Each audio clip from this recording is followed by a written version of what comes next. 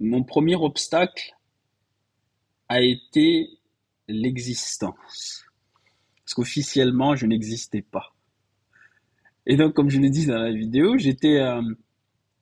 quand j'étais un enfant, j'étais un enfant fantôme. Quand j'étais un étudiant, j'étais un étudiant fantôme. Et quand j'ai commencé à travailler comme un journaliste fantôme. C'est-à-dire que je n'étais officiellement enregistré nulle part et dans aucun pays.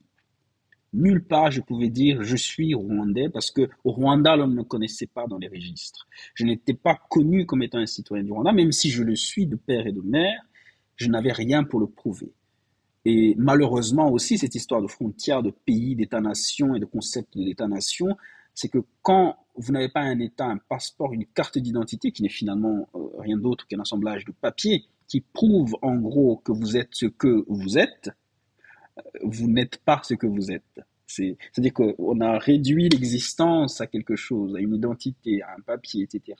Et moi, pendant toute ma vie jusqu'à mes pratiquement 23 ans, je n'existais pas parce que je n'avais pas ce papier qui, selon la façon de considérer du monde actuel, prouve que vous existez. Donc ça a été le plus grand challenge. Et il fallait justement s'expliquer à chaque fois. Là où les autres présentaient juste une carte d'identité, moi je devais soutenir une thèse pour expliquer que, en gros, je n'avais pas des papiers qui prouvent que je suis ce que je suis et qu'il fallait qu'on m'admette pour ce que je suis jusqu'à ce que j'ai de quoi prouver que je suis ce que je suis.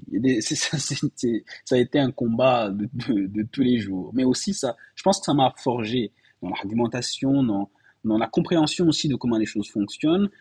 Ça m'a beaucoup forgé en termes d'opiniâtreté, de ne jamais rien lâcher, de se battre. Parce que toute ma vie a été une vie de combat.